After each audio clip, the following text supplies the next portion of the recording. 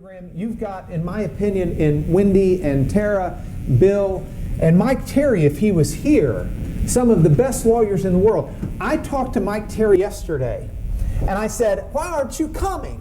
And he said, well, he's got a very deep voice. "I've got a trial, Mark."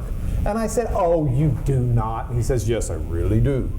I said, "Mike, do you realize the reason you're not coming is because of the story I was going to tell about you?" He said, "What's that story?" I said, "The very first case I ever tried was involving you." And he said, "Really?" And he didn't remember it. I was crushed. It was in 1984, I believe was the year. I was a baby lawyer at this small little family firm in Houston called Fulbright and Jaworski. And I was lawyer number 867. And I was sent down to try this case as under what we called back then a Mary Carter agreement. I had one defendant, Mike Terry had the other defendant, and my lawyer, who was the big shot at the firm, I was the baby grunt, my lawyer had cut a deal with the plaintiff's lawyer that said, "We'll argue as if we're plaintiffs, even though we're a defendant.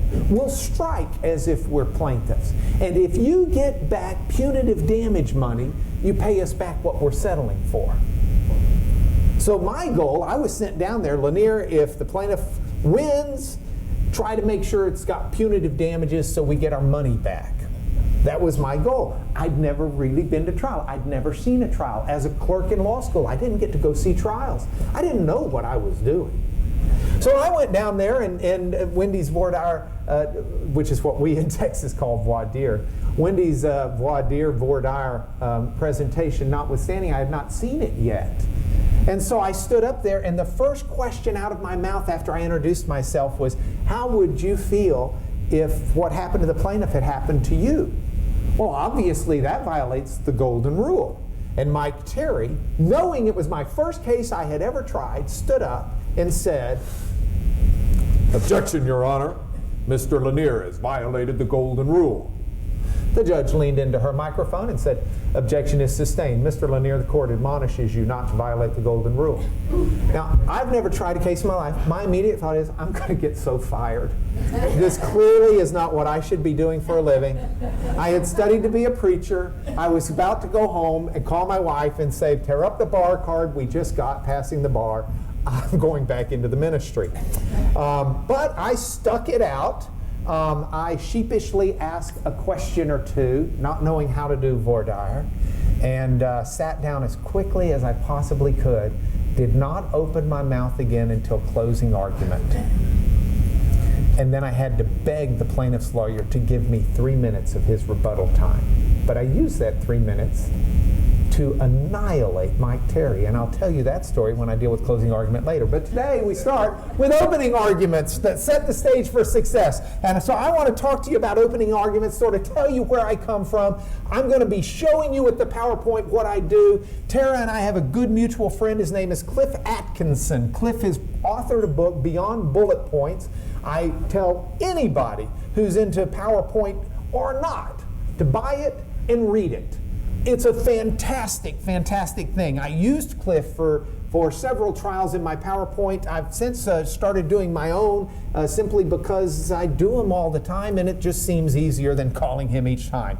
So I've been given bullet points today, and I'm going to take those bullet points, but I'm going to turn those into what I want to tell you about. First, crafting a compelling story. I want to give you the why on you crafting a compelling story before I show you the how. And a lot of what I do today will have demonstration with it to try and tell you at least what works for me. Now, I want to tell you from the outset, I've tried a case against Bill, and he was whipping me so bad, I had to bail in the middle of the case.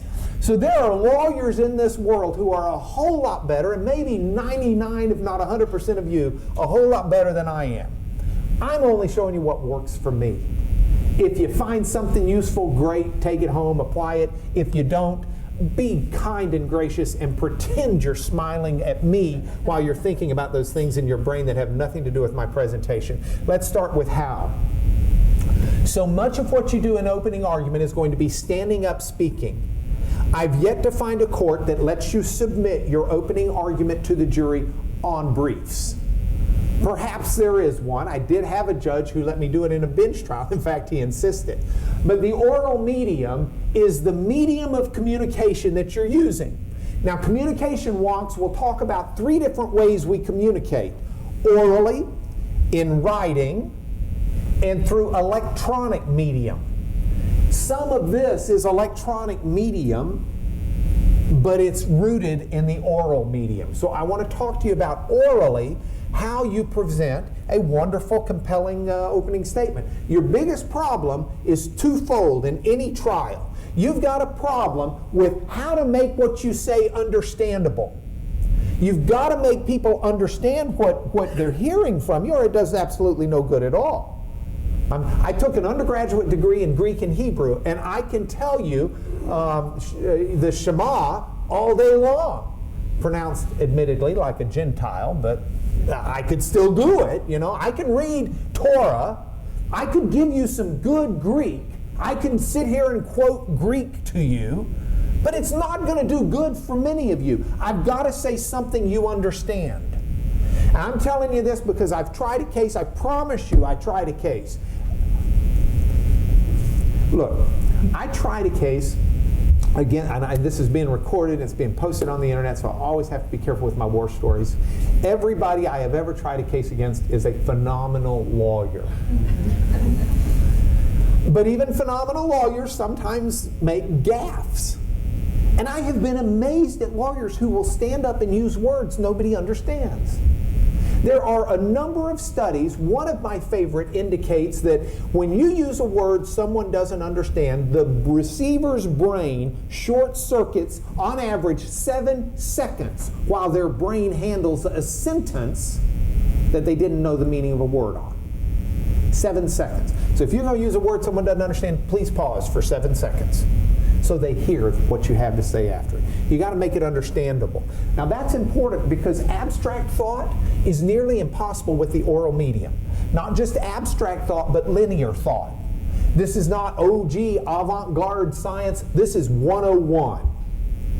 The reason the Industrial Revolution did not take place for 1,000 years of the Dark Ages is because illiteracy was 99%. It wasn't until Gutenberg invented the printing press in 1450 that reading and literacy took hold in Western civilization, and there was a proliferation, which I'm assuming everyone in here knows the meaning of that word, or I'd need to pause for 7 seconds. It does violate my rule of using a word with more than 2 syllables. But there was a wide availability of written material. And so people learned to write, and when they learned to think and they could look, then abstract learning could take place. And the Industrial Revolution could happen. I assume most of you have forgotten it, but at some point in your life, you learned the quadratic formula. I'll bet nobody ever learned it simply by an oral presentation. You had to look at it.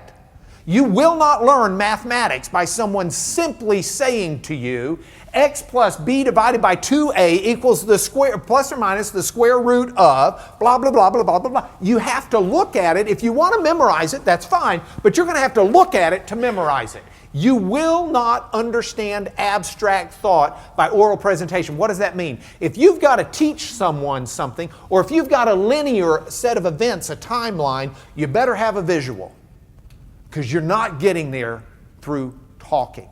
People can handle 3 dates talking. That's the average. After that, it's a fog.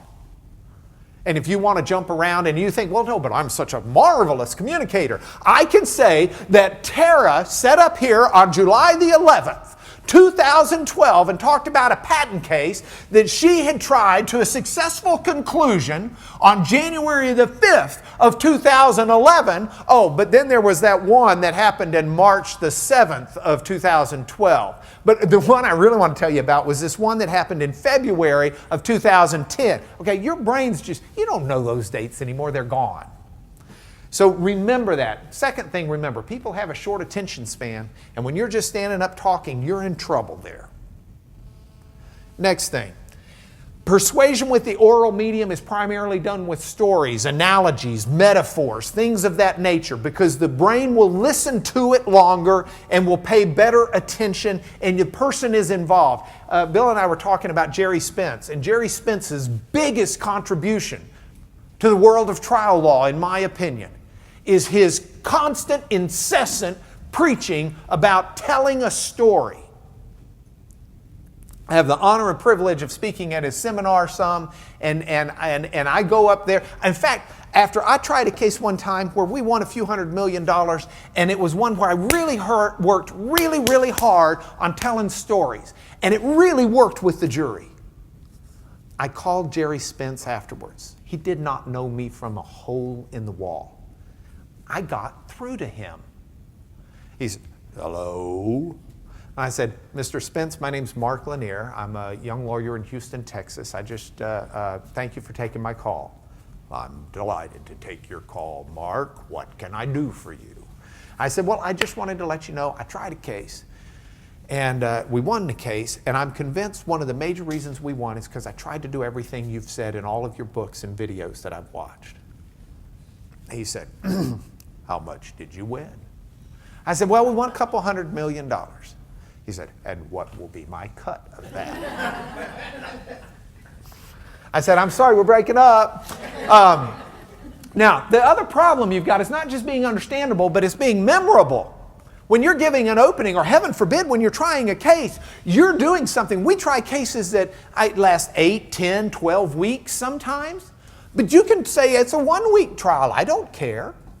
Do you want that jury 8 weeks or 1 week or 10 weeks or 6 weeks in a hot room with 11 people under pressure to try and remember what happened and what one sentence was said at 2:01 in the afternoon after they'd eaten pizza for lunch? It's not easy. So you got to make it memorable. And to tell you how to do that takes a lot more than the subject area I've got right now. But I want to talk to you just a moment about neuropsychology, neurophysiology, and what we know about memory. We've learned more about memory from 1995 to present than science learned the entire history of humanity before 95, because of the functional magnetic resonance imaging machine, the fMRI. And you can go to the textbooks and you can do this. There is short-term memory and working memory I'm including in that. That's not just the memory of how you hang on to the subject and verb till you get to the end of the sentence with the direct object. But it's also that working memory that's just in your brain for a short period of time. Then there's long-term memory. Long-term memory, a lot of doctors tend to subdivide into 3 different categories. There's procedural memories. That's a procedure or something you learn how to do. I know, how many of you know how to ride a bicycle? Nobody? Oh, come on. Tara, thank you. And how many of you have ridden a bicycle in the last week? Okay, 2, 3, 4. But the rest, Wendy, thank you, 5. But the rest of you feel confident you know how. You don't think you forgot in the last week? That's a procedure your body's learned how to do.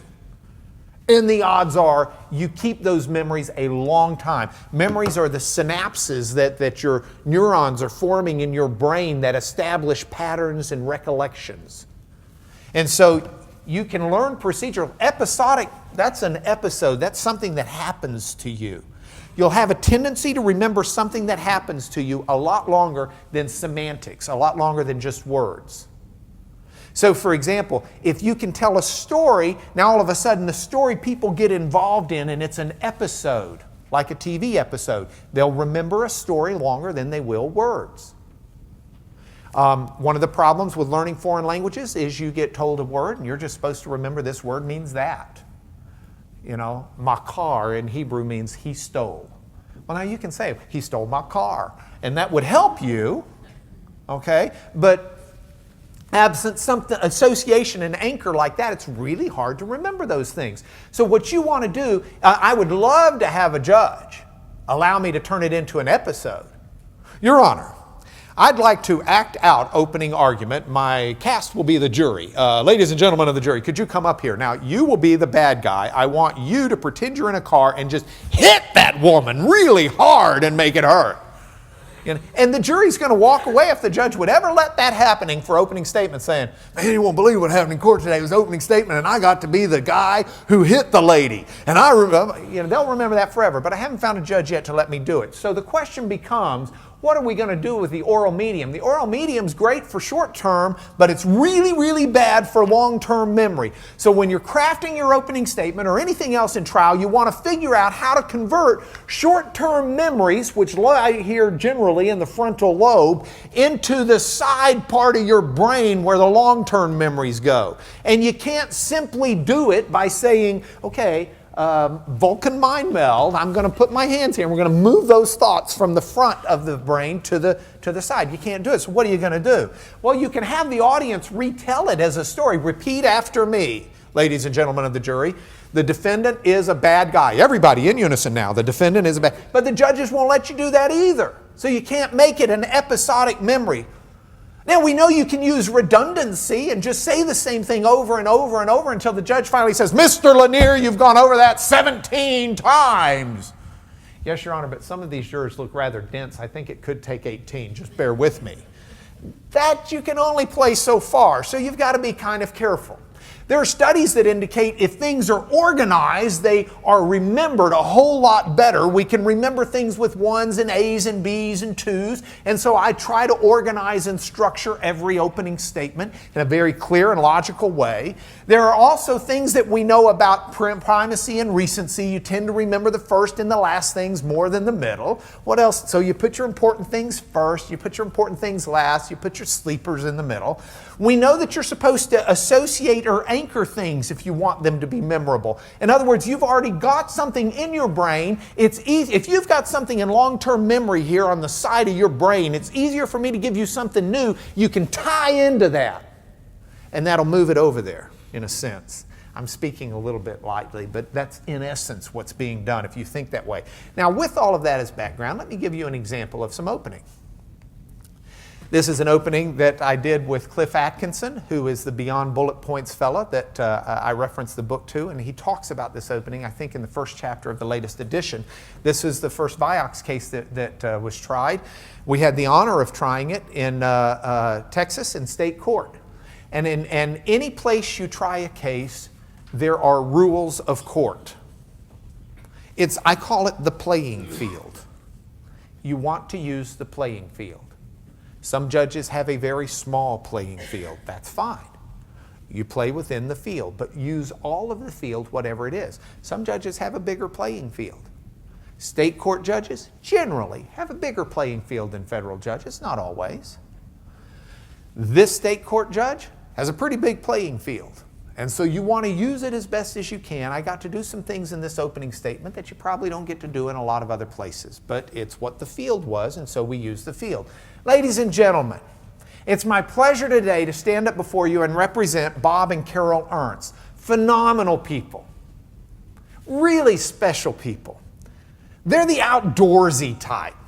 They love to rollerblade. They love to, Bob runs marathons. They go to kite festivals. They love to do everything they can do outdoors. In fact, they ride tandem bikes together in races. Bicycles built for two. Their husband and wife love each other immensely.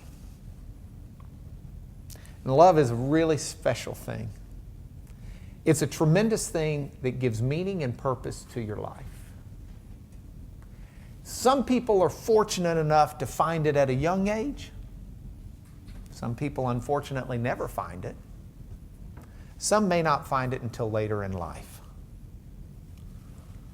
Bob and Carol found it later in life. But it was no less intense and no less wonderful and no less fine than what any 18-year-old kid could experience. They loved it. They loved what it did with their life. But ladies and gentlemen, something changed. I'm going to time out for a moment. I want you to see what I've done with the visuals here.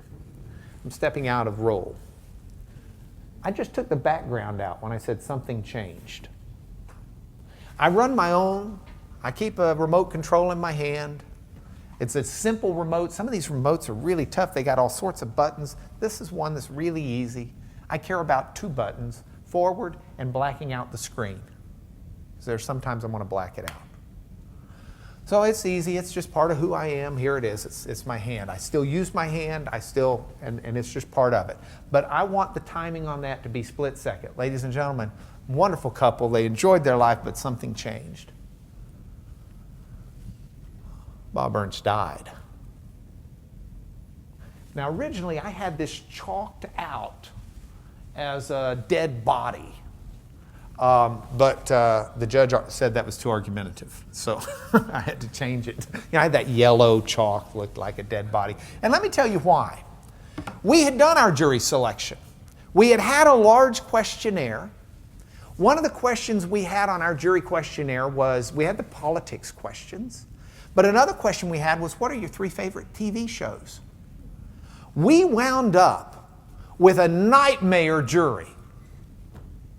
We had a jury of 11 Republicans that watched Fox News for their news. We had a jury with 3 people not old enough to buy a beer. Under the age of 21, in other words. We had a jury with 8 people who regularly went to church. And I'm supposed to try a products liability case as a plaintiff's lawyer to these people? We got no shot. We got no shot. So what do we do? Well, if you don't have a case that you can win, you just try a different case. I went back, I said, guys, this is the best jury we can get. This jury is scary. We can't try this products liability case. We're going to lose. What are we going to do? We're going to try a criminal case. Because those conservative right-wing Republicans, those mean people under the age of 21, those right and wrong church people who are real strict, if there's one thing they believe in Texas, it's the death penalty. We have an internal Tara Trask who works for me named Dr. Bob. And Dr. Bob, to keep his skills sharp, sometimes we loan him out to different people. And Dr. Bob was helping an East Texas DA pick a death penalty jury one time. And I don't think he'd do that today because I think his mind on the death penalty's changed. This was a while back. But this sort of gives you an idea how Texans view the death penalty. Bob's up there, the DA's up there, and the DA has to death qualify the jury. You have to show that the jurors would be able to, vote yes on the death penalty question if the facts and law warrant it. So Dr. Bob stands up there and he says, the DA stands up there and says, ladies and gentlemen of the jury, we're asking for the death penalty in this case. If the law warrants it and the facts warrant it, and the judge asks you, is there anybody out there who would not be able to administer the death penalty if the facts and law dictate it? Raise your hand if you could not. And one lady out of the entire panel, her hand, old lady, kind of goes up, kind of comes down, kind of goes up, kind of goes down. DA says, Miss Willingham. Miss Willingham? Yes? I sort of see you in a quandary here. I want to ask you this question, and I want a direct, honest answer. If the law dictates and the facts dictate as delivered by the court, and you believe under the law and the facts the death penalty is appropriate, would you be able to administer the death penalty in this case? And her response was, I'm just not sure. And he said, why not? And she said, someone would have to show me how to work the equipment. DA's, she'll do. So I'm sitting there thinking, hey, okay, we can't try to this jury a products liability case, but I can try a death penalty case. Are you shocked to find out that of the 12 people, 10 of them listed as one of their 3 favorite TV shows, some incarnation of CSI? So that's what I'm doing. He's dead. Ladies and gentlemen, he died after they'd been married only 11 months. He was 59 years old. And you're the detectives today. This is CSI Angleton. You got to figure out who killed him. And I think the evidence is going to point to this company, Merck. Now, I had to crop that picture because there was a tree over here and I didn't want any sign of life on that cold steel building. But the responsible party must be brought to justice. How do you do that? Well, you know. You've watched CSI on TV. It's not hard. You got to find the motive. You got to figure out how they did it, what the means was, the weapon. You analyze the body and the death, and then you look at their alibis. Now, if I had said defenses, Mr. Ohlmeyer's a wonderful defense attorney. Defenses sounds like it's okay, not great, but okay. But alibis, everybody in Texas knows that's just a lie and an excuse you're using to try and get out of your guilt. Now, here's the alibi lawyer. And he'll be, I don't do that. But alibis. So this is what you've got, ladies and gentlemen. And that's what I'm going to ask you to do. And I'll walk through. Now, these become the 4 points. And I know I should only have 3 points. But these are the 4 points of my opening statement. So we start out with Merck had the motive. Merck brought in a new management team that turned Merck into an ATM. Just shoveling out the money for the shareholders. See, Merck used to be a great company. Before 1994, Merck was a marvelous company, finding marvelous things. But in 1994, Merck changed their directions and went the opposite way. They went and they hired a new president. And he wasn't the phenomenal doctor that Dr. Vioxx had been, the first president, the earlier president. In fact, he wasn't even a good pharmacist. Wasn't even a good chemist. The president of this International Pharmaceutical Association was a Harvard MBA coming over from General Electric because the question was money. So I marched through all of that stuff, and that's what I did. Now, if I want to create a compelling story, I've got to have essential elements of an effective opening statement. What are those essential elements? First one, I want to tell you, you got to tell the whole story. I am going to put every bad fact he's going to say into my story before he gets up there to say it. I want every fact. And I'm not just going to say, well, now this is a bad fact and a reason you might not want to vote for me, but I need to say it now so you don't think I'm hiding it from you. I'm going to use the Tara Trasks of this world who have this creative non-lawyer mind in addition to the lawyer mind. I'm going to use those people to try so hard to help me figure out how to take any negative in my case and turn it into a positive. Bill and I were trying this case where it was really bad for me. There was a drug that I had been hired to try these drug cases, and the argument was the drug changes your ability to keep control of your body and it can lead to suicide. And sure enough, the first case set for trial is one where my client, the woman who took the drug at least, is dead. She did commit suicide, discovered by her daughter in the basement, hanging by the end of a rope, was it, or a cord or something, cord. Now that's very sad. But the problem is the woman had tried to commit suicide 5 times before she ever took the drug. So I'm sitting there saying, well, what am I going to argue? The drug makes you better at committing suicide? I mean, we're in a little bit of a quandary here.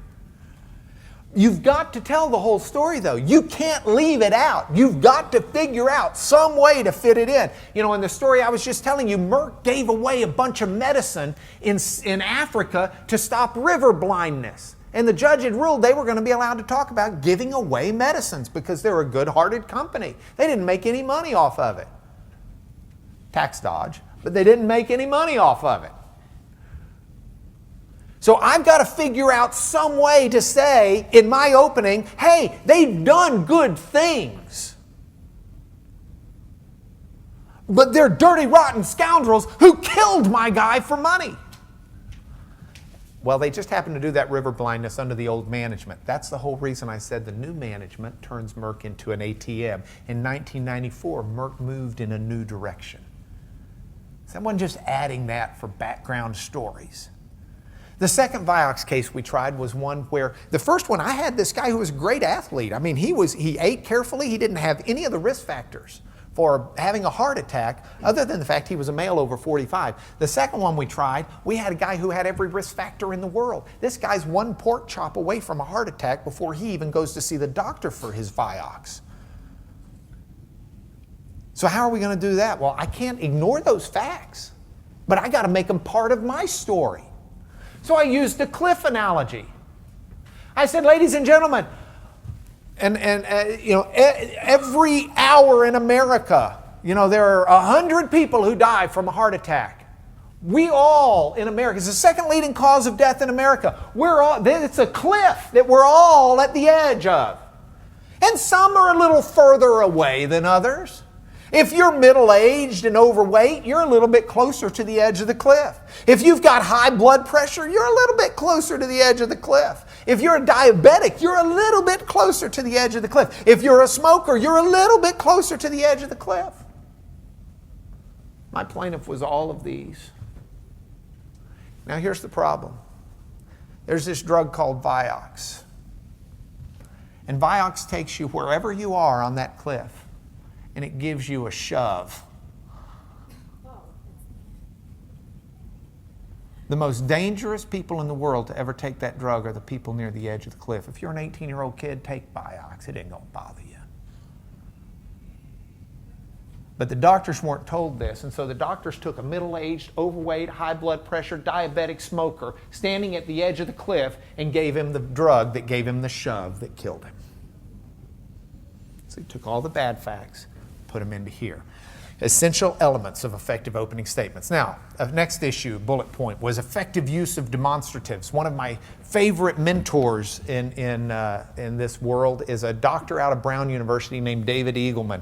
Dr. Eagleman's fond of saying, wow, I never even asked this. Do we have sound? We don't have sound up here, do we? Do we have sound? Oh, cool. What's the worst thing that could happen? All right, I've plugged it in. Is there a soundboard? I heard it go. Here's Fred. Fred? Fred and play. He's ready. Fred, I need sound. I don't hear it. Thank you, Fred. Leave it there, please. This is a 1-second sound bite. If you wait for it, we won't hear it. Dr. David Eagleman says, to a man whose only tool is a hammer, every problem looks like a nail. If all you are is a hammer, that's your only tool. What's that? Well, I better whack it. Better whack it. I got a tool. Whack. Whack. Now that's fine if you've got a nail, because there are a lot of nails in this world, but not everything is a nail, and sometimes the hammer doesn't work. So what you want to do is you want to diversify your game. How are you going to use demonstratives? Use them every way that you possibly can. Don't simply use PowerPoint. I got PowerPoint, but I got big blow-up boards. I got what I call my double wide. It's a double wide tablet we had specially made, because in Texas we think everything should be bigger. So everybody else shows up in Cologne. I had a paralegal who spent 3 days trying to find that. That's exactly right. The explanation why she. That's the thing, she couldn't find it. Yeah, I got a double wide. And it may, lawyers, you get up there with those single wides, they're not made for you to write big. And so you're writing big and you don't have room. And I got this big old double wide and I can write. Oh, I tried this case against this fellow from Alabama who'd played football, and he did not like the idea that mine was bigger than him. A tablet. And he tried taking 2 tablets and putting them together with big old clips. He tried everything in the world. But anyway, I use every demonstrative I can. I bring props. I get some of my best. I've popped water balloons in court. I've tried to get people to drink benzene-laced water when they're sitting there on the stand saying, oh, that much benzene won't hurt you. Fine, drink this. Well, I ain't going to drink it. You think I want leukemia? Okay, just want to see if you're saying, Use them every way you can. PowerPoint, I could have emailed you my PowerPoint deck and you could have read it in 5 minutes, but I prefer making you sit here for an hour while I read each bullet point in slow motion, POINT number 1. Yank this as hard as you can. You want to construct, if you're going to use PowerPoint, figure out how to construct the ultimate PowerPoint and bring your PowerPoint to life. It took me 5 minutes to prepare that slide. It's not hard. You can bring your PowerPoint to life. It took me 10 minutes to prepare this slide. Just to give you an idea of how you can tell a story while you're talking. Your trial PowerPoint can be somewhere between average and memorable, regardless of your skill level. It's not that hard. And if you don't like that, we tried second or third Vioxx case we tried. One of the frustrations we had with Vioxx was they have a label and we were arguing that the company should have warned about heart attacks in the label. Okay? Now, labels, drug labels, have 3 different sections to them. This is the label. And I sent Juan to Walmart and we bought the buckets. I didn't have this as a PowerPoint slide. I just made this for you today. I had 3 buckets in front of the jury that I pulled out. And I had handwritten labels on them. There's the warnings bucket where you're warning people about these things can happen. There's the precaution bucket where you're saying these things might happen. Then there's the side effects or adverse effects. It's actually side effects. I've just given them some help. They wish it said adverse effects. It says side effects. Hold on. That's just very offensive. This is going on the internet. Okay, side effects. Playing from current slide. Then there's the side effects bucket. That's just, hey, when we tested, the law requires us to list every possible thing that ever happened to anybody, even if it's totally unrelated. And they just put that down there as side effects, which is something that doesn't have anything to do with taking the drug, but just so you see we were good record keepers. Now, where, ladies and gentlemen, understand the other side is going to say that you're going to hear it 30 times in this trial. Heart attacks were in the label. They were in the label. They were in the label. Heart attacks were in the label. Which bucket do you think they were in? The warnings bucket? The precaution bucket? Let me tell you what's in the side effect bucket. Someone broke their wrist while they were taking Vioxx. And I pulled out of my box a thing of Ace bandage. I said, side effect, and I dropped it in that bucket. Someone taking Vioxx had hemorrhoids. Pulled up some preparation H. Dropped it in. Side effects.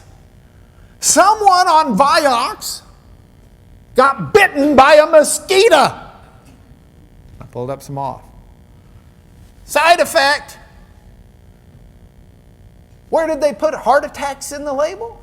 Is this something they're warning us about or precautioning us about? No, it goes in the bug bite bucket. I dropped a plastic heart in there. See, you want to use demonstratives as effectively as you can. I've got 5 more minutes and I'm going to shut up and listen to Bill. What must you not do in opening? I just kind of think it's a question of what the judge lets go on. Obviously, don't do the inverse of everything I've just said.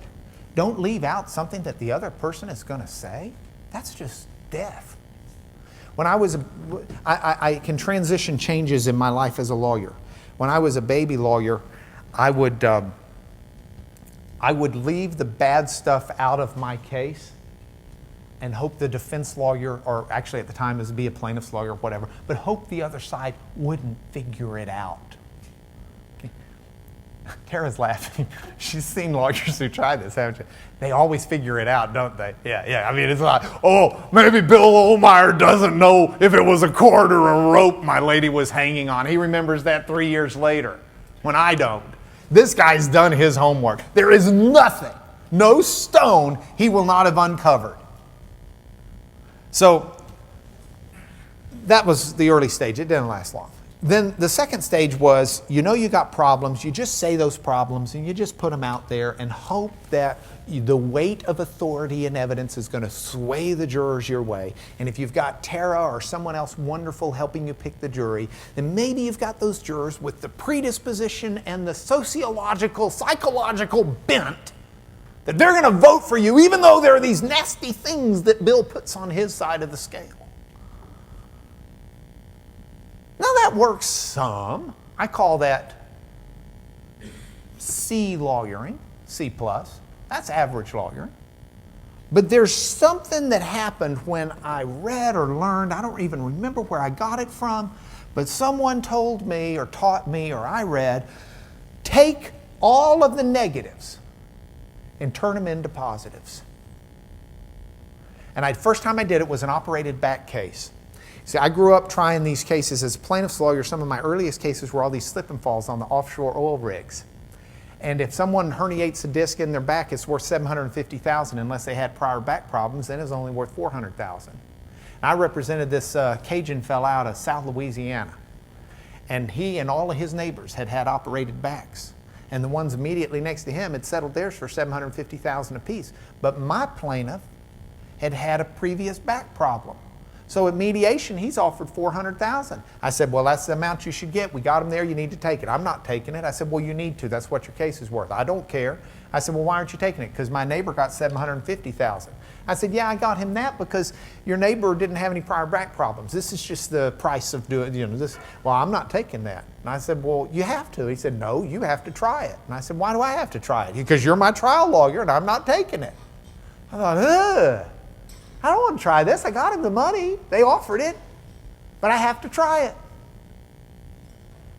So I got to figure out how to turn that ding in my case that he had a prior back problem into an advantage.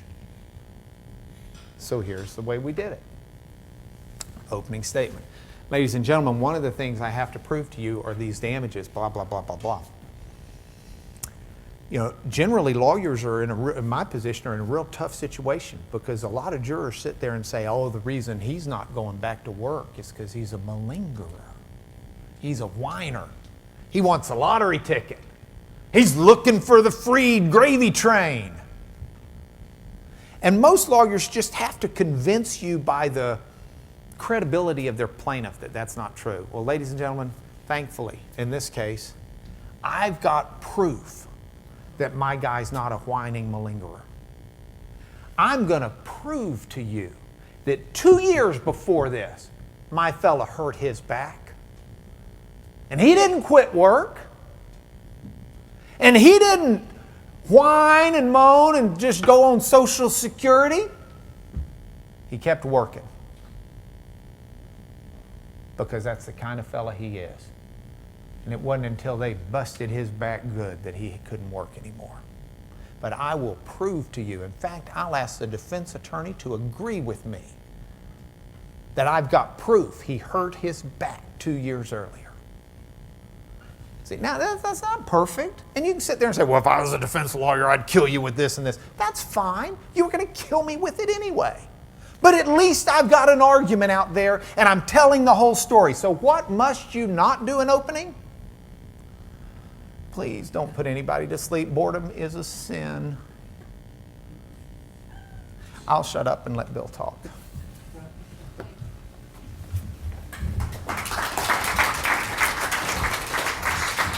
Well, the first thing you have to convince yourself, you have to concede you can't cheat physics. I'm not Mark Lanier.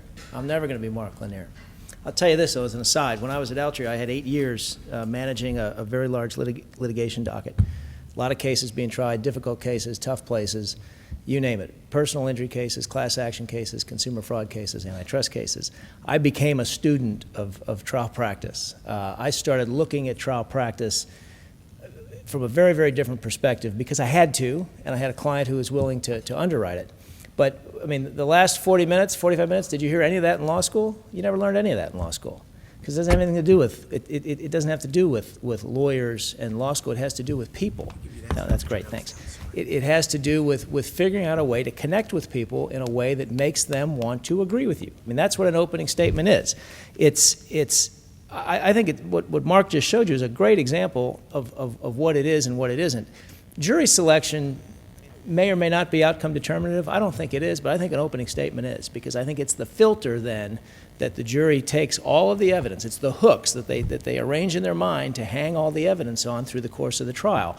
And if you give them a compelling structure, a narrative, to review and to understand that evidence, you're going to be way ahead. I think the other thing I would say is again, has nothing to do with law, has nothing to do with trial practice, has everything to do with the way they make movies, the way people write songs, the way people construct advertising. It has to be understandable, it has to be memorable, it has to be complete, it has to be visual, it has to be compelling, and it has to be something somebody can act on. It doesn't do you any good if that juror cannot go back into the jury room and rehearse and repeat and advance the story you've told. And that's why I think, if I would say I learned anything, and I learned a lot of it by dredging up all the YouTube videos of his lectures, because he's really, and I'm not just saying this, he's as good as it gets in terms of understanding how to construct and then tell a story, and how to deal with all the dynamics that go on in a trial. I mean, you're never going to have perfect facts. You're never going to have a predictable judge. You're never going to have an opponent that is easy or always easy to strategize against. But if you have a compelling story, you have the beginning of an opening statement that helps you advance your case, and I think is probably outcome determinative, if not one of the most important things that happens. I think openings are more important than closings. When I want to learn about a case or learn about a litigation, I go back and I read the opening, not the closing.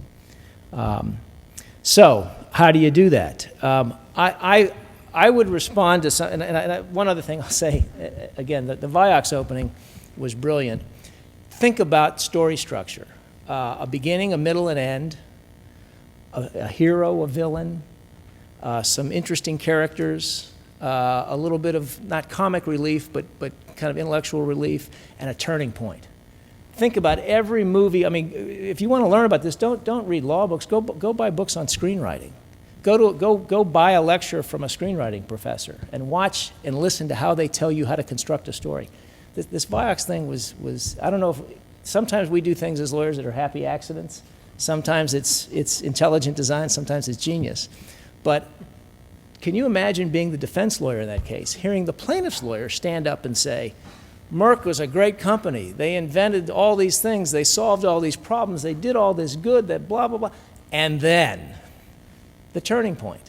That's the end of Act One. That's Act One. If it was a movie, that would be the first part of the movie. It'd be a great movie. You'd watch it. It'd be interesting. You're learning about things you don't know. You're seeing things you haven't seen. And then the turning point. They hire the new CEO. Brilliant. Good stuff. And then the other thing I really like is in the second trial, the way you basically figured out the defendants would just co-opt your CSI theme for their case, and you came up with a new theme, which I think was Desperate Housewives the second time. That was good stuff. So how do you respond to that? I don't like to, in an opening statement, the other thing I think you have to think about is you say to yourself, all right, gee, how much time do I want? Because my time is his time. I mean, if I need an hour, he gets an hour. If I want 2 hours, he gets 2 hours. I mean, what's better for me as a defendant? And I'm not sure it's any different as a plaintiff, but I think less is probably more. We tried a case together where the judge said we're going to have openings in an hour. And, an hour sounds pretty generous until you start writing it and thinking about it and trying to rehearse it and present it. And you say, man, that's pretty tight. But there's a moment during that hour, for me it's always about minute 42, where you say, oh man, I've been up here too long. But I'm not done. I got things I have to say. So a year later, we tried the same kind of case, different plaintiff's firm. Or Jack was there, well, different group of people, same kind of case, same courthouse, different judge. 10 days before trial, the judge says, oh, by the way, my rule is 15 minutes for an opening. And everybody looked at him, and he was the kind of judge that you knew he meant it. So then you say to yourself, 15 minutes. Very different opening. You have to start from scratch, you rewrite it, you start over. But at the end of it all, I said to the judge, I said, what do you think? I said, now 20 minutes is the right number. I really believe a 20-minute opening, regardless of how long and how entertaining and how good he is, if I can't get up and in 20 minutes tell the jury what the case is about and give them a structure on which they can hang all the evidence, I don't think I really understand my case. So I always tell people, and I always say to myself, I'm not ready to write an opening statement. And I do write it. You've got to write it. You've got to read it out loud. You've got to listen to the words. You've got to let your wife, your son, somebody else listen to it and say, that's not you. That's not your voice. Or those aren't your words. or that doesn't make sense. You have to do that to really to feel it. But you do that, and you're not ready to do that until you can describe to somebody what your case is about in a word. One word. What's the case about? Then you go from a word to a sentence, from a sentence to a paragraph to a page. Once you have, and think about, again, screenwriting and movies, I mean, it's a pitch. We're going to have lunch, I'm going to tell you about my new movie, here's the word, or here's the sentence. Once you've done that, you've distilled the essence of your case into something that you can then build a story around.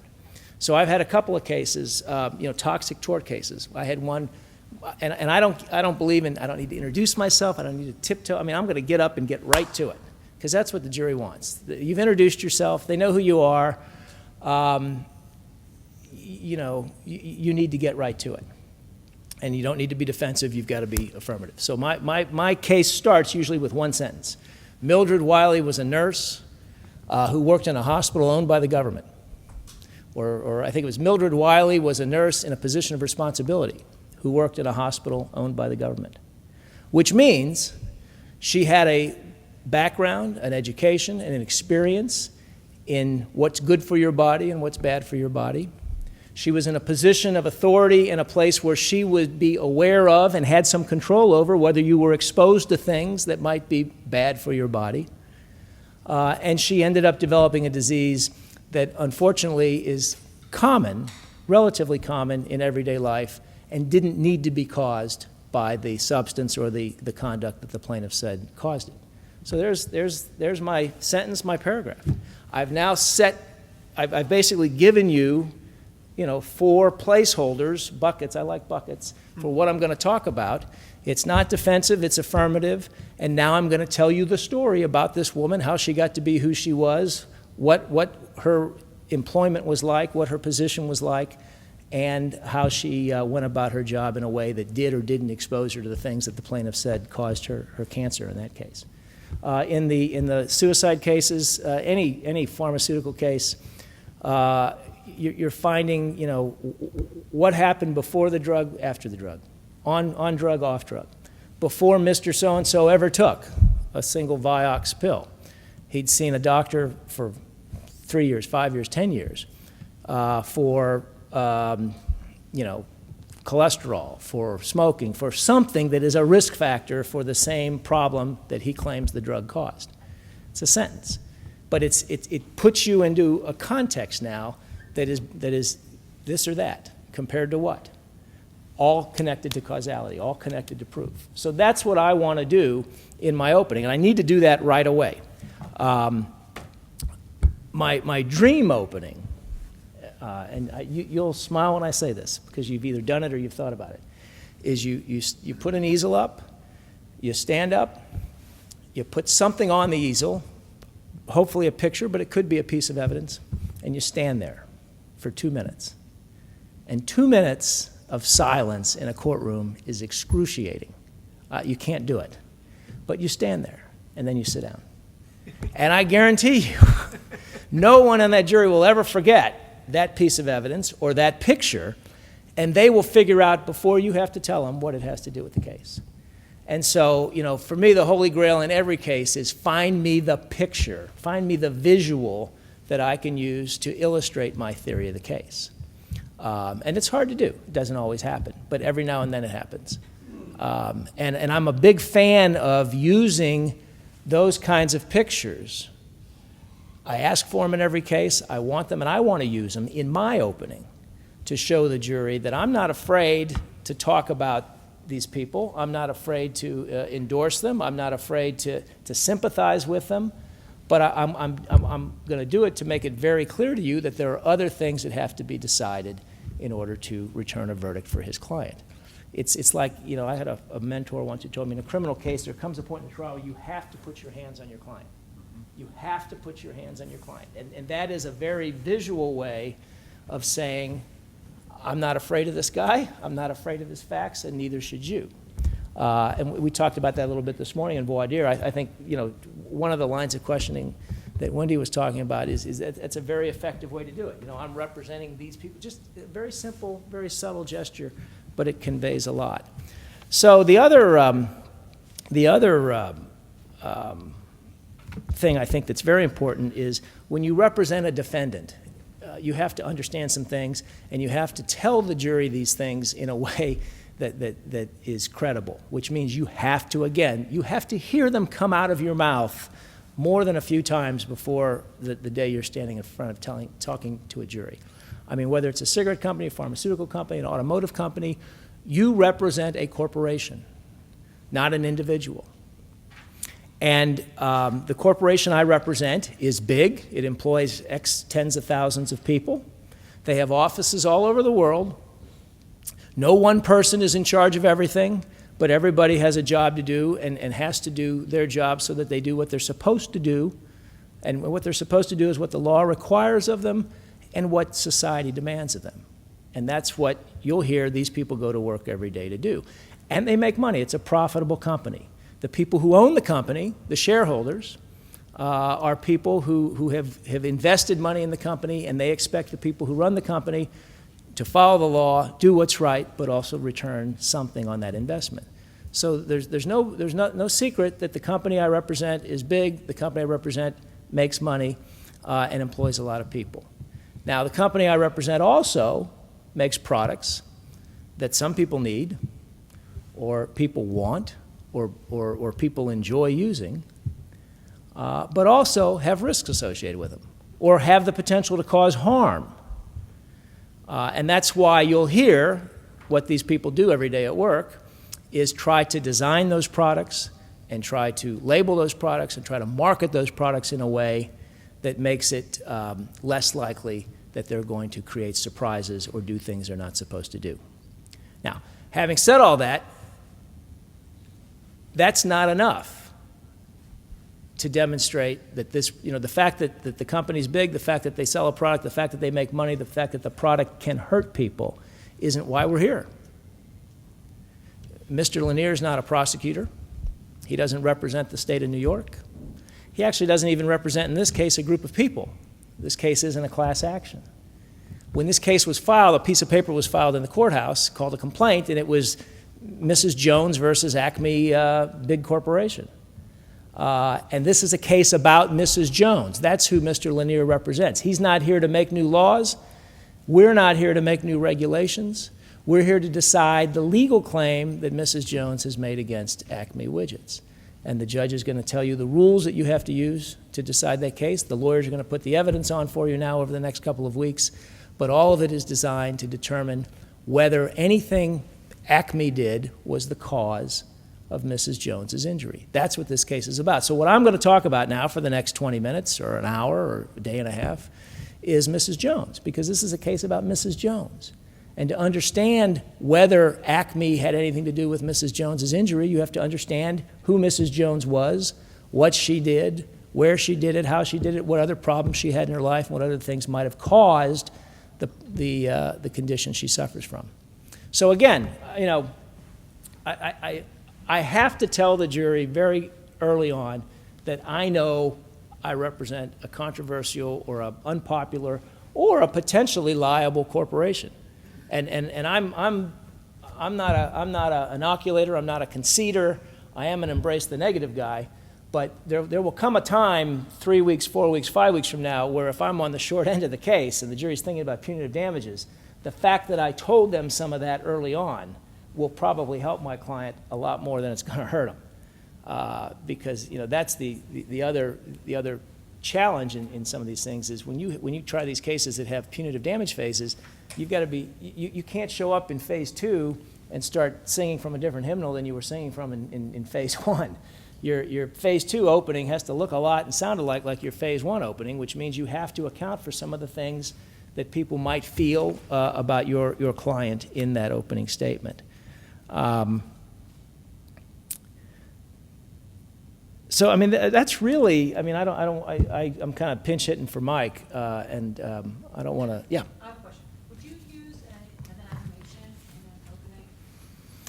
Yeah, I don't. I'm not wild about animations, but I'm very big on visuals. I like Mark. I like foam boards. I like things that I can manipulate, I can control, I can put my hands on. The problem with an animation is the minute everybody looks at it, it seems pretty obvious that I haven't created it, that I've had somebody else create it, and it's not something that is tangible and I can connect myself to. So it just depends on the case. I think it's hard to do it in an opening, though, because generally it requires a little bit of learning that you don't have yet. I think it's easier for an expert or somebody with some background and experience to explain to a jury what's going on in the animation than a lawyer to do it. When a lawyer does it that early in the case, it kind of looks like a cartoon. When a professor or an academic or an engineer comes and does it, it does seem, I think, to be a little more. Well, it depends on the case. It obviously depends on the case, but I like things that I can control, and because I think it's a visual. The reason that I'm sure you like to click your own slides is it's bad theater when you got a lawyer yelling to some guy in the back of the courtroom, "Hey, slide number 12 now," or "slide number 13." It's just bad theater. It's easier to do some of that stuff yourself. Yeah. If a great lawyer have an issue with some of the exhibits that you hadn't expected, like the 3 buckets, that was excellent, I'm gonna steal that. Then maybe when your turn comes, you can say, well, what these buckets really represent, then make up your own label. Yeah, no, I try to. Amen. In this case, it is buckets. I think you've got to be careful, and I did it to him in Boston. You've got to find one thing or two things, but just something in your opponent's opening that you can break back on them. As I remember, Mark, we had a lot of exhibits that had excerpts from medical records. Mark kept calling them snippets, snippets, snippets. And so I got up and said, the first one I introduced said, this isn't a snippet. Here's the record. You're going to have the whole record. Here's the piece that I want to focus on. Now you'll hear about other parts of it later. They're not snippets. But same kind of thing. You've got to find a way to kind of bend it. It's almost like martial arts, right? You've got to bend something back on them to prove, again, that you're not afraid of it, or to very subtly diminish it. But, I mean, some of it you just have to say to yourself, I'm trying my case, he's trying his case. I can't respond to everything. I can't see him one, raise him one. I'm not him. I'm just going to do what works for me and what we've all thought about, rehearsed, tested, and believe is going to work for the case. Yeah, I've got to step out, and Mark, I'm sure will answer questions as long as you ask him. Yeah, I will say one of the excellent job. I agree with everything Bill said. One of the biggest challenges to me is going first as a plaintiff's lawyer. You don't want to give Bill the snippets that he can turn back around on you because he gets to go last. And how do you, as a plaintiff's lawyer, deal with his?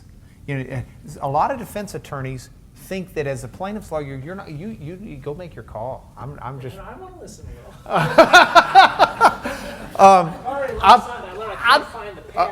All right, I'll tell you this. If you try a case against me, I'll tell you 9 times out of 10 what I'm going to do.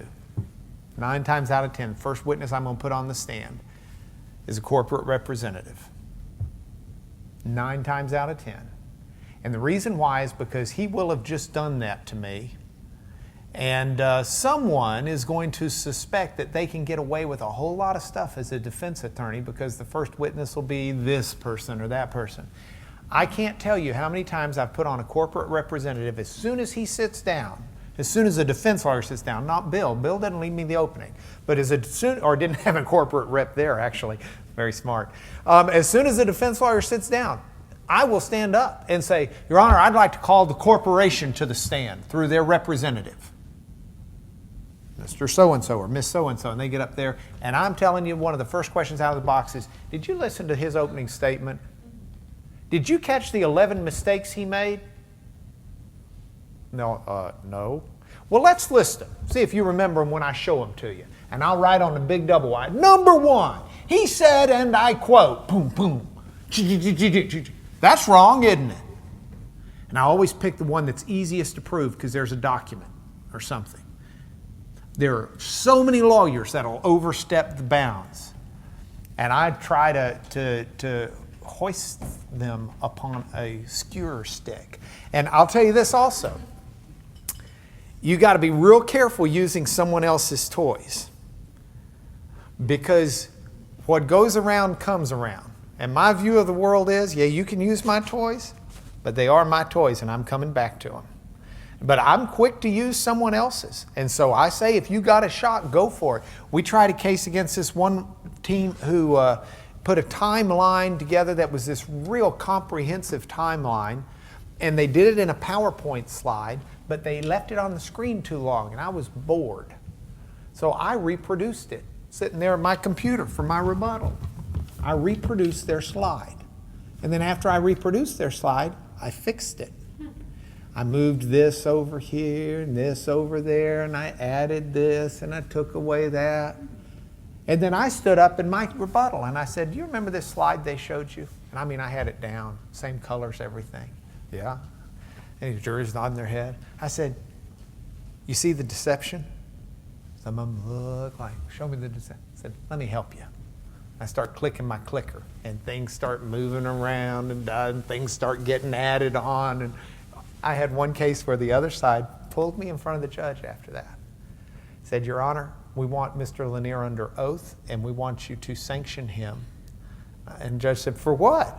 And the lawyer said, Mr. Lanier clearly had a plant on our trial team and he stole one of our slides.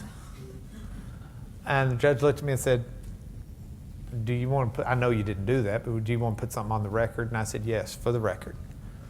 This slide was done by a service. It used a form. I was bored while the lawyer was talking about the slide, so I reproduced it and I made the changes, and PowerPoint carries a time signature. And I will also be glad to remake the slide right now in front of the court and the other lawyer and whichever consultant they use to make the original. I can do it under 5 minutes. Judge says, you don't have to do that. We'll just put it on the record. So you got to be character, but I'm quick to do it. Is Yeah. there how can you identify services that can teach lawyers to be as facile with PowerPoint as well? Well,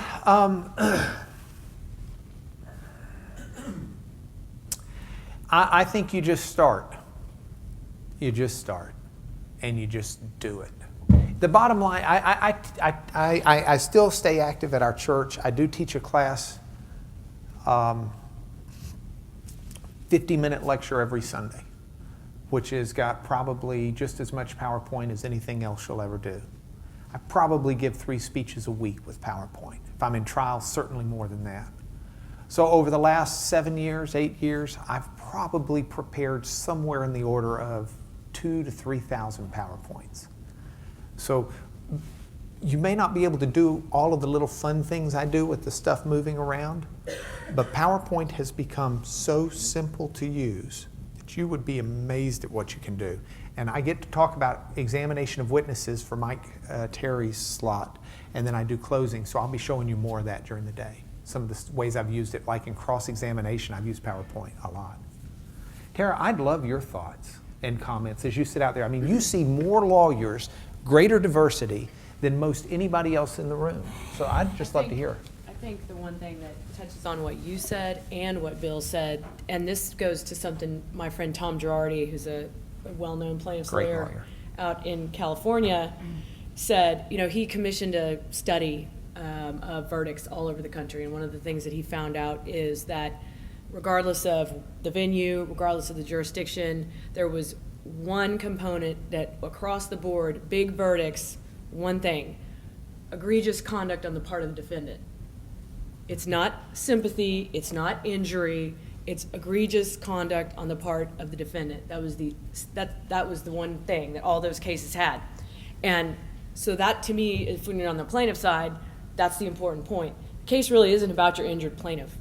The case is about big old bad Merck or big old bad El Paso Natural Gas, and that's the story that you have to tell. Mm-hmm. Or, you know, I was in a trial once, we call Zurich Insurance Company to the stand, #1 witness. I mean, how fun is that, you know? And the corporate rep, who literally looked like Homer Simpson's boss, like this guy goes up there, it was just a bloodbath.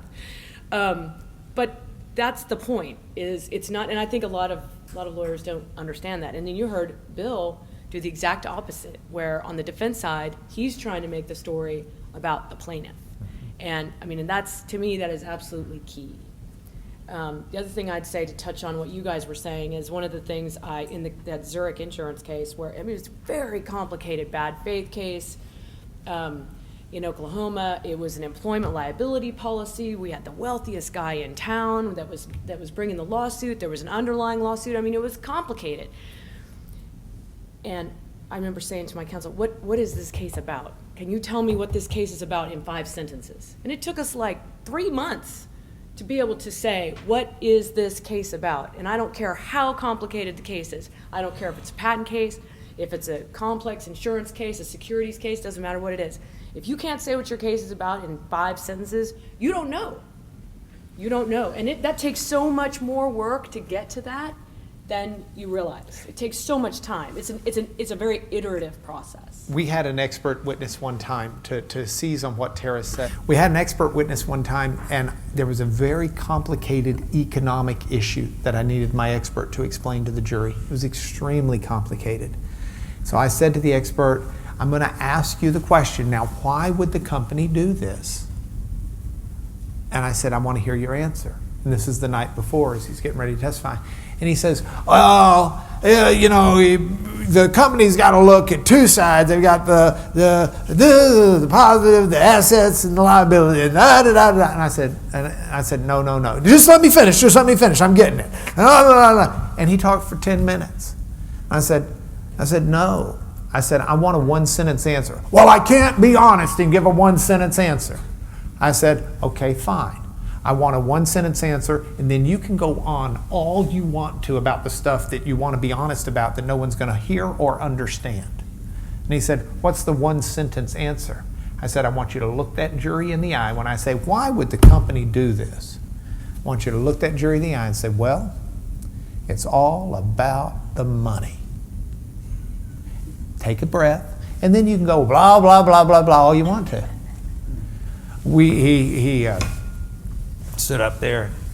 I said, now why did the jury do that? And he's sitting, and he looks over, and there's this large woman on the jury, front row.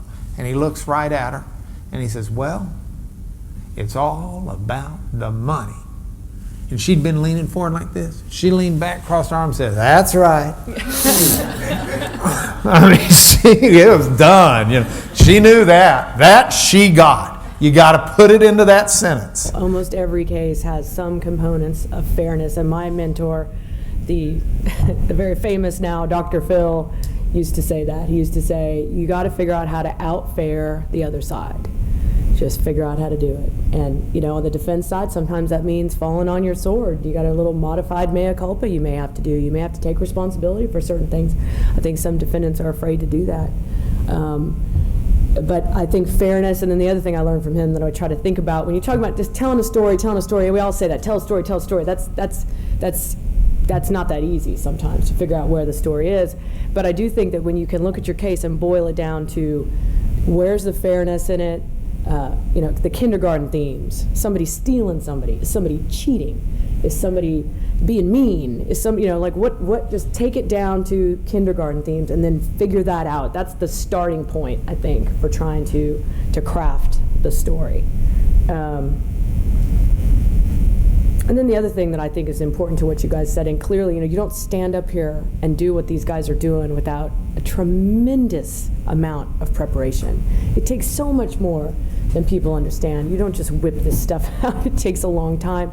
It takes practice. I always sit down, especially if I have a new client, I say, okay, what's your normal practice? How do you prepare an opening statement? And then they tell me, and I say, okay, well, I think we should do this. I mean, I agree. I think you got to write it out.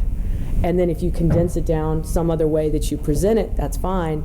But what's always amazing to me, if you don't stand up and do your opening at least a couple times, you're going to have it wrong, because the sequence is hugely important. What goes first, what goes in the middle, how all that is pulled together. And you will not know how that's going to work until you say it out loud.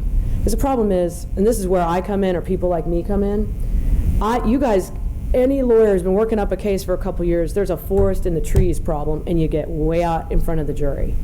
You know Werbner, you know Mark Werbner. Mark Werbner always says, I don't like to learn anything about the case until I get right up on it because I don't want to get too far in front of my jury. And the truth is, that's a mixed bag because you obviously want to know your case inside and out, but there's a downside to that. You get way ahead of them. You're missing facts. You're missing points. You're missing things that you're taking for granted that they've got. And so that's why, whether it's me or your wife or your kid or whoever, you got to do that opening statement for somebody so that they can go, wait a minute, but you skipped over something. I don't understand how this got to this. So I think that's important. And the sequence, I don't think you can get sequence on a piece of paper. Yeah, I will. That is one area where I will gingerly say that I'm different than Bill and might disagree with Bill. And a little bit with Tara, though I don't think so in the point of what's being made. I do not write out my argument ahead of time. I just don't do it. Doesn't mean I don't practice it. Doesn't mean I don't prepare it because I'm writing my PowerPoint. Doesn't mean I don't outline it because I do outline it in writing, but I don't write it out word for word. Just doesn't work for me. I tried that one time. Just doesn't work for me. So you got to be yourself and do the best you can. Absolutely. Yeah. I was minister's son, and I agree with you. I think you have to let the Spirit come. That doesn't mean you're not prepared, but then you squeeze yourself and it comes out. Yeah, you got to be who you are. A wonderful lawyer in Florida named David Lippman said to me one time, Lanier, how many cases did you have to try before you figured out to be yourself? I don't know if you know David or not. It's a very insightful question. But I knew exactly what he meant. And I was able to sit there and say, hang on, David. 21. It's 21 cases before I figured that out. Because I worked for some marvelous people. I worked for this lawyer named Ernest Cannon. Ernest is a marvelous lawyer. One of the best in the courtroom I've ever in my life seen. I could regale you for 3 hours with Ernest Cannon stories, and you would laugh hysterically and go home a better person and a better lawyer. Ernest has also got a real hard edge to him that can sometimes border on being almost mean. And I so respected and idolized Ernest that I wanted to be like him. And so I came out and but that's not me. I don't mean I can't have an edge to me. I have zero qualms saying to someone, sir, what you're saying is just not the truth, is it? I mean, I don't like to call him a liar. So I'll just say it's not the truth. And the jury will sit back and say, yeah, he's a liar. Let them say it, But I don't have any problem doing it. But my personality is one where I do it while I'm smiling. Not in a disingenuous way. It's just like, caught ya, I don't have that Ernest Cannon look at him, tug your mustache, and say, you make me want to puke, which I've heard him say. Actually, the way he said it was, I was a defense attorney in the case. The plaintiffs had died from eating a hamburger at McDonald's. And he had sued McDonald's, Ernest had sued McDonald's, saying that the hamburger had food poisoning, stressed her heart, caused a heart attack. We represented McDonald's. Our view was, no, it wasn't that hamburger that caused her heart attacks. In fact, she'd eaten about 150,000 of them in her life. There was no food poisoning.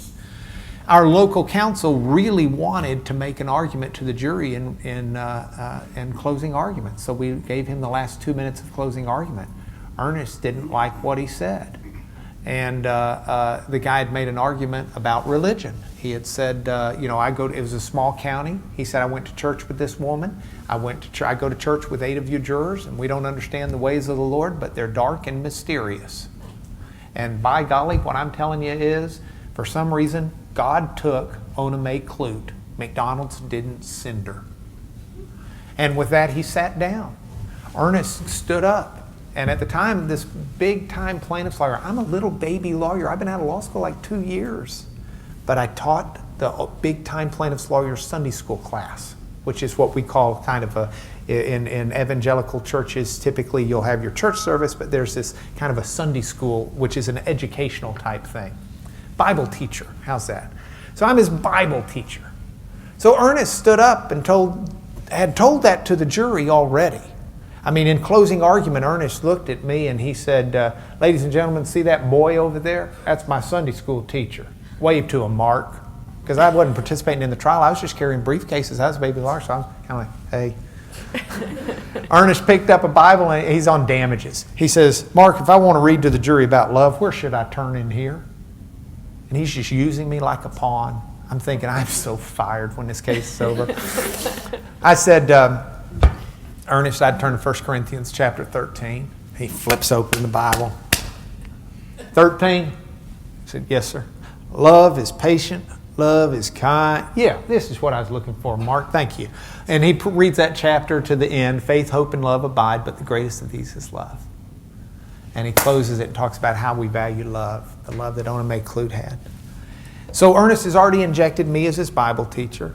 He's already injected into this scripture. He's so funny when he did it too. He said, now this is the word of the Lord. You guys, you on the jury, you know me. I ain't very good at following what's in this book, but that doesn't change the fact that the Lord said it. See that fellow over there? He's my Sunday school teacher. That's how we got to that point. So Ernest gets up in rebuttal, and he's just got this hard edge to him. And he gets up there, and when he gets angry, he pulls on his mustache, and he gets up there and he looks at that jury. He looks at the lawyer, their local lawyer, that our local lawyer just said, you know, for dark and mysterious reasons, God took Ona Mae Clute. McDonald's didn't send her. Then he looks at me. Then he looks back at the jury, looks at John Bankhead, and then he looks at me. First words out of his mouth in rebuttal. Mark, didn't it make you want to puke when Bankhead blamed the Lord for killing Miss Clute? Sitting there, no, sir. Well, it did me, and I'll bet it did the Lord. Let me tell you why. And he launches into it. You know, he just has that edge. I don't have that edge. I can imitate him. But if I were to do that, the jury would smell fake immediately.